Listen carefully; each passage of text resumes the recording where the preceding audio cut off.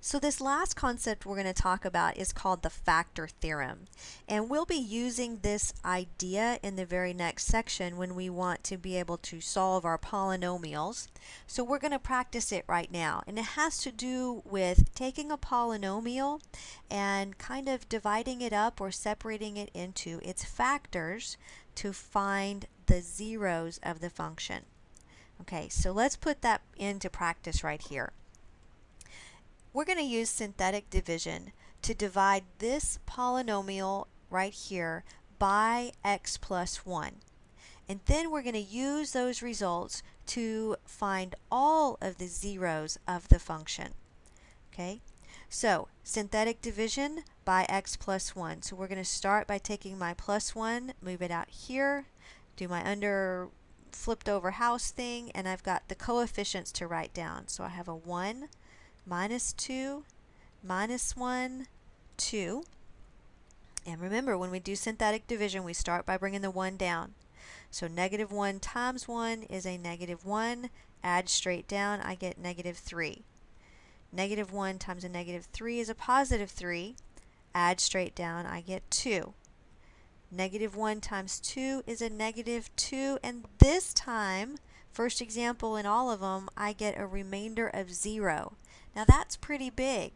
That says because my remainder is 0, okay, because I have a remainder of 0, then I know x plus 1 has to be a root or a factor. Remember, we had all sorts of examples so far where I didn't have a 0 for a remainder. I still divided it by some factor, but this is special. As soon as I divide it by a factor or something like this and I get 0 for a remainder, then that factor is a root. So what do we have now? We know that my polynomial right here can start to be written as a product of its factors. So I have the function f of x.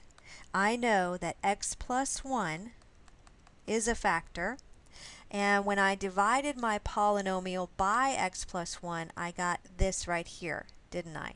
So that means, I now have x squared minus 3x plus 2 as the remaining factor, right? Because if I take this factor and multiply it by this second trinomial, I would get back what I started.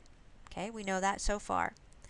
So the idea that we want to do right now is, can I break this down any further? Can I now take this trinomial and break it down into factors as well? Yes, I can. Okay, I have a trinomial. This is a quadratic term, and I know from previous lessons, I know how to break that down. So we're going to rewrite this as x plus 1, that was one factor, and then I have this. How does that factor? Well, the second sign is positive, so we have 2 of the first, so I have 2 negatives. This breaks down into an x and an x, so what are the factors of 2 that add to give me 3? And that's a 1 and a 2. So what did I do? I took this third degree polynomial, which is 4 terms, and I rewrote it as, I rewrote it as the product of these factors or these terms right here. That allows me to then use that zero product property and take each of the factors, set them equal to 0, x plus 1 equals 0, x minus 1 equals 0, x minus 2 equals 0, and these all become x is negative 1, x is positive 1, x is positive 2. All 3 of these numbers are the zeros. They're the zeros of my function f. They're all zeros of my function f. I wouldn't have known that though unless I was able to take my polynomial and put it in its factored form. If you think back to the previous lessons, those graphs that we all that we worked on. Remember, the zeros of my function are where it crosses the x-axis. So let's take a second and let's look at this function. I put it into the calculator already.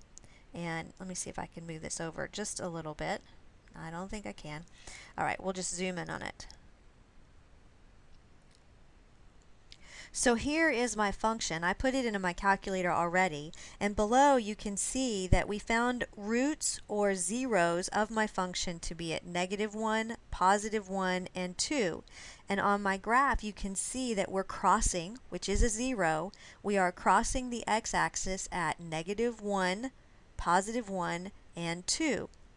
Also, if I were to go look at the table of this function, I would see that if I have a 0 of the function, so if my x value is a 0, then the y equals 0. Let me say that again.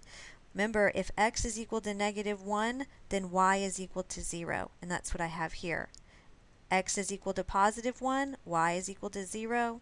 X is equal to +2, y is equal to 0. And so I could see all of those things on my table as well. My table is going to show me where the zeros are at.